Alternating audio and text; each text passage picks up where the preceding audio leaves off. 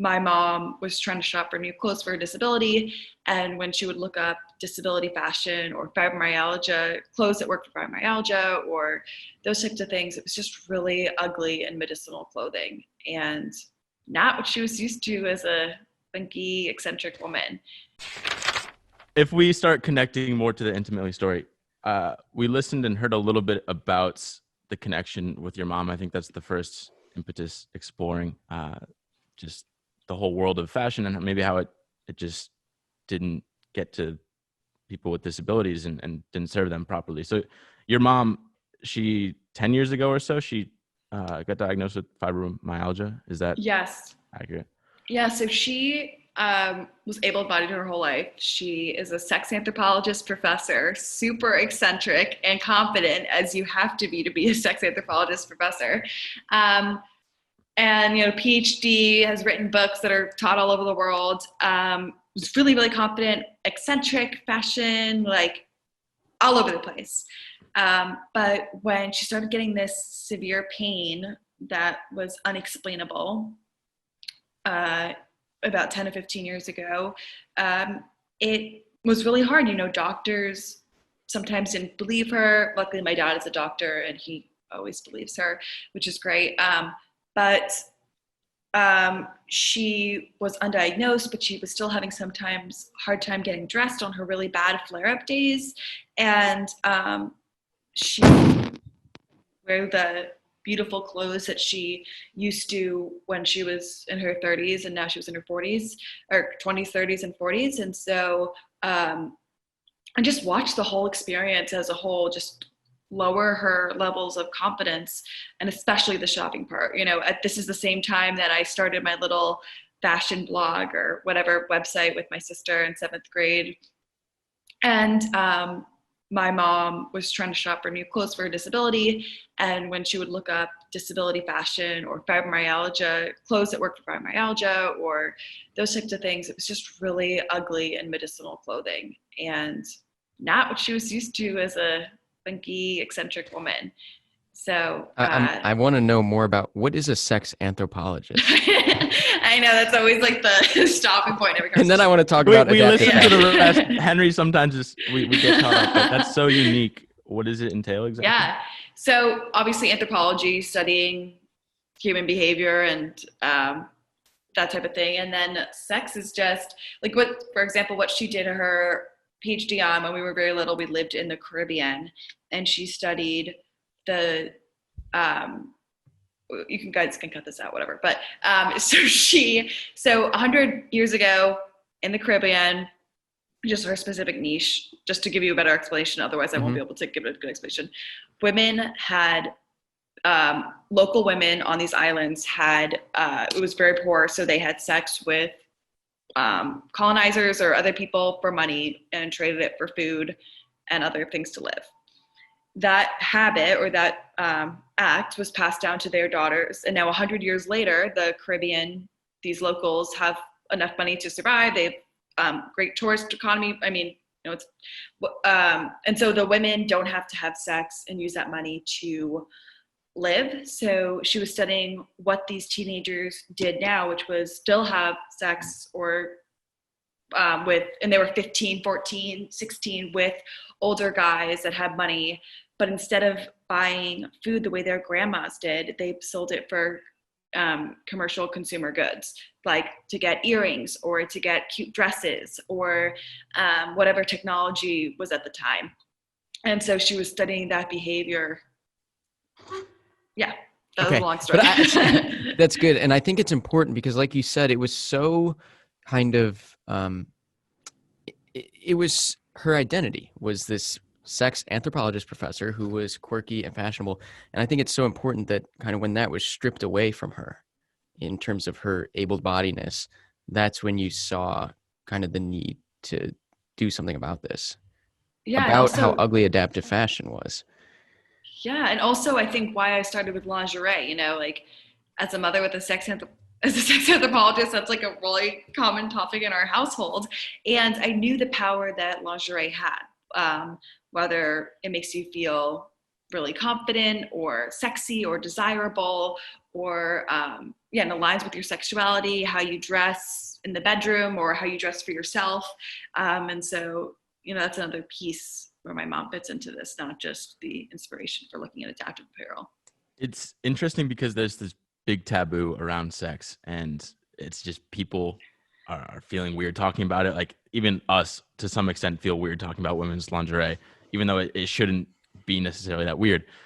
But like I did this weird internship, and then I spent a year working for a dating company. So I'm just all over the whole taboo stuff. Like it's no longer weird to me at all.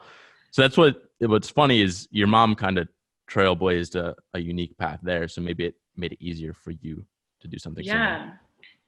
And also a huge part of our website is also this community and blog part for the women with disabilities. And we're not focusing on the medical aspect, but really a lot of it is, it's called Intimately. It's about love and intimacy. And we challenge our writers who are women in the community with disabilities to talk about sex and love and as disabled women on our platform. And, it's, people are always like, can you have sex in a wheelchair? Or really like ableist types of questions that they get that are non-solicited, and just trying to create a space where women can be themselves. And women with disabilities are the least likely to have access to sex education because folks just assume that they're not sexually active and are more likely to go undiagnosed with STIs because doctors will just think of every other excuse because they're so ableist. And they're also, so it's just really interesting also in that other part of sex, how it like warps into everything I do and intimately. And so, it's really interesting, this power of intimacy and self-confidence. And a couple things with the blog. One, I love that you started it in 7th grade or so long ago, and it's just been building and building, and now it's a community of women. Is that the same thing you started in 7th grade? No. In the blog. Sorry. I meant like the aspect of having blogs, but currently Intimately is a separate blog.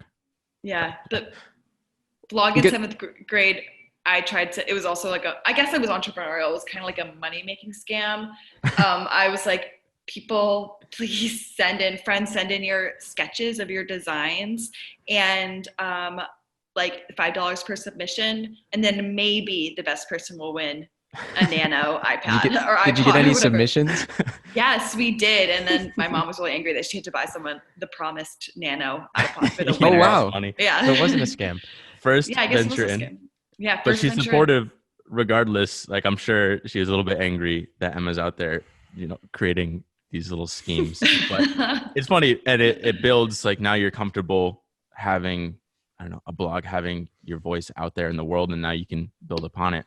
And we talked about, I know you're in Station F, kind of in a culture and environment. The beautiful thing of the internet is now women who maybe in their town, there's not someone that's disabled that's going through the same struggles, but they can hear other stories like they're together. Yeah, and exactly. And even if there are women in their close community, which there most likely is because there's 600 million women worldwide that have some sort of disability that affects the way they dress. But you can't go out for drinks if there's no wheelchair accessible ramp or all the seats are high bar tables and you can't get into one if you're in a wheelchair, or if you're just don't have access to drive because your legs or your hands or whatever don't move. So creating an online community was really important, less so than making a brick and mortar store and focusing on e-commerce. Did Dylan, did it begin as a blog? Or yes. So you started with the community? It wasn't even that. It was a blogging of me saying, I like this adaptive fashion from this small mom and pop brand. They seem like they're doing it right. Wish they could have more size and colors, that kind of stuff. And then, so it was really about the products, and then, but mixed in with talks about the products, I would have friends with disabilities write in. And so it was all kind of mashed together. And then I separated them and ended up doing a marketplace where I ended up buying all the things that I blogged about from these small mom and pop retailers at a wholesale price, selling them for retail. Now have all this inventory in my parents' house back in Rhode Island. And then also separating it into the blog and the community. I didn't know what I was going to do after graduation. I applied to jobs at Facebook and had some interviews lined up and stuff right before the coronavirus and was kind of into tech weirdly, but I don't know how I got that stuck. But I didn't think I could do business. I was an art and French major. Like I didn't do a single math course at Brown, but I ended up wanting, when I studied abroad in Paris, sorry, you cut me off at any time. It's a little bit of a long story, but this is really, so when I was studying abroad in Paris, I happened to be placed across from Station F in my house, like where I lived. Station F not only is the largest conglomerate of startups in the world under one roof, but has the best dining hall attached. The best. Croissants, pasta, like all super fresh. And I was like, I need to stay here and eat this food every day. And so I applied to every job at Station F that was available. Got one from 4 French guys that were starting this, trying to redo Google Sheets and Excel. I don't know anything about spreadsheets. Somehow I got the job, and we ended up going to Y Combinator. So we got into Y Combinator right after I got the job. So I was not in Paris. I was living in Palo Alto with these 4 French guys, their co-founder's wife, and their 2-year-old baby. And I was the only non-technical person, only American, only female on the team. Anyway, didn't know anything about business at the beginning of it, but then I ended up onboarding clients like Kleiner Perkins and Front App and talking to, Ashton Kutcher reached out to the founder, and we were talking to Joe Montana and all these big names. And I had brought the monthly recurring revenue from $150 to $4,000 by myself, and so I was like, if I can do this for a company I don't have any emotional attachment to, I can do this for something that my Very little cool. blog. And so that coincided with the Forbes article. It came out right after demo day at YC. So I had like a week left at Action Desk before I started my senior year at Brown. And then, and I knew that they had raised a significant amount of money and was one of the top startups at YC. And so I thought I could definitely do this. And